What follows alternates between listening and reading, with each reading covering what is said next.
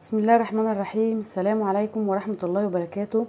النهاردة الفيديو بتاعنا حلو قوي لاني هعمل اكتر اكلة انا بعشقها، المسقعة المشطشطة بزيادة قوي.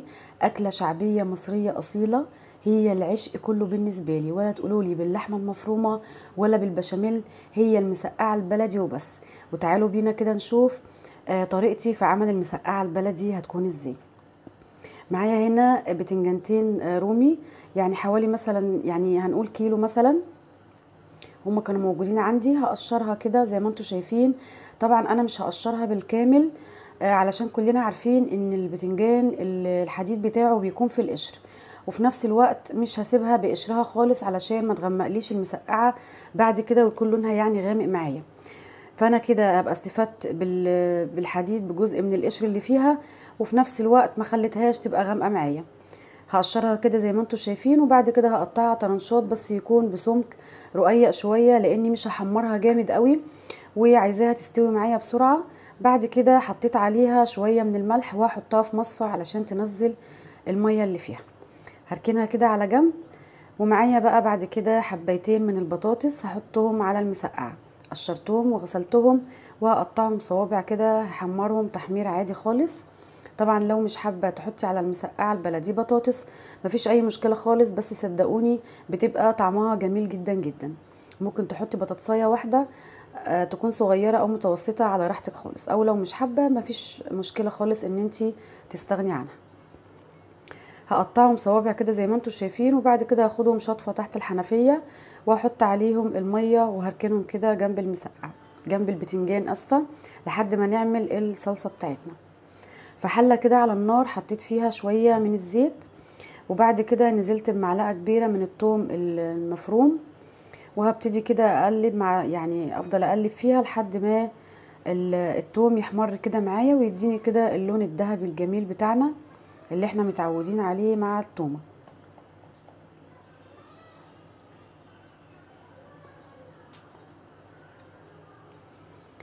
بعد كده هنزل عليها بحوالي كيلو من الطماطم المعصوره او عصير الطماطم، وهحط عليها ربع معلقه صغيره من السكر علشان تعادل حموضه الطماطم، واحط كمان معلقه كبيره من البابريكا عشان تديني كده لون احمر وحلو للمسقعه. وهقلبها كويس وهسيبها بقى، انا مش عايزاها تتسبك قوي.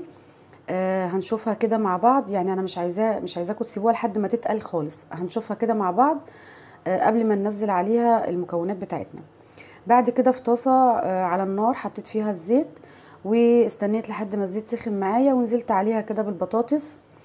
انا مش يعني انا هقلي البطاطس بس مش هخليها تحمر، يعني بصوا هي كده استوت لكن مش واخده لون، فاهمين قصدي؟ يعني يا دوبك هي متشمعه بس مستويه.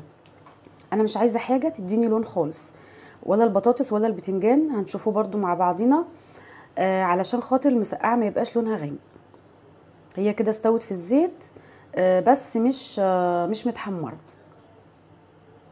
يعني يا دوبك كده متشمعه بس. هبتدي بقى على طول كده اطلعها، وبتابع برضو الصلصه على العين التانية كده علشان انا مش عايزاها تتقل قوي معايا زي ما قلت لكم.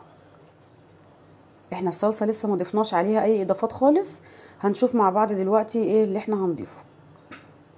خلاص كده طلعت البطاطس، بعد كده هنزل بالبتنجان على طول. لازم نبتدي بتحمير البطاطس الاول علشان البتنجان بيغمق شويه لون الزيت، ومش عايزين البطاطس تطلع معانا غامقه.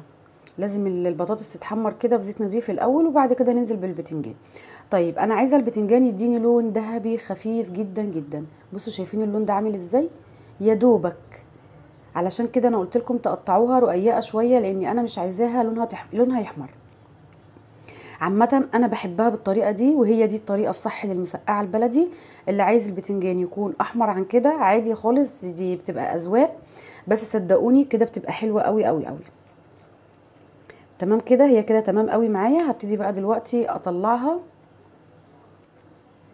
هي برضو خدت لون اهي، بس يعني لون ذهبي كده خفيف، وفي نفس الوقت برضو مستويه قوي وحلو. خلاص كده هحط بقى غيرها واشيل بقى البتنجان احطه على العين التانية، اتابعه برضو وفي نفس الوقت اشوف كده الصلصه بتاعتي وصلت لحد فين. هي كده كويسه قوي معايا.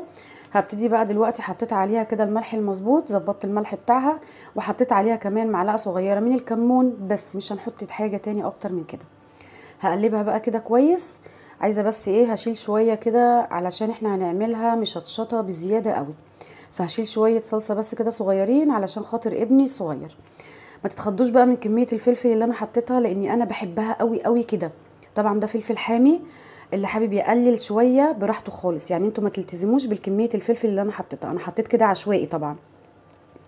انا بحط الفلفل ني كده، مش بقليه علشان ما يتهريش مع المسقعه، انا عايزاه يحتفظ كده بالقرمشه بتاعته وبلونه ويبقى شكله حلو معاها.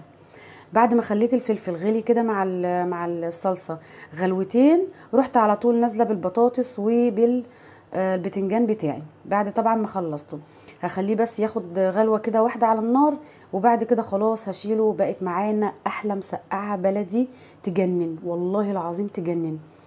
اللي عمره ما داق المسقعه البلدي دي او ما شافهاش قبل كده، سواء في مصر او خارج مصر، طبعا في مصر كلنا عارفين المسقعه وبنعشقها. اي حد خارج مصر ونفسه يعني يجرب اكله شعبيه مصريه، عليكم وعلى المسقعه. جميله جدا جدا جدا جدا، طعمها في منتهى الجمال. وبجد المسقعه البلدي مفيش احسن منها. شايفين الفلفل مستوي وفي نفس الوقت محتفظ بلونه وبشكله، ما تهراش يعني ولا حاجه. علشان كده انا بحطه ني، مش بقليه الاول. في ناس بتقليه الاول وبعد كده بتحطه مع الصلصه، بيدوب وما بيبقاش باين. بس صدقوني كده بيبقى حلو قوي. دي طريقتي في عمل المسقعه البلدي. يا رب تكون عجبتكم، واشوفكم على خير في فيديو جديد ان شاء الله. والسلام عليكم ورحمه الله وبركاته.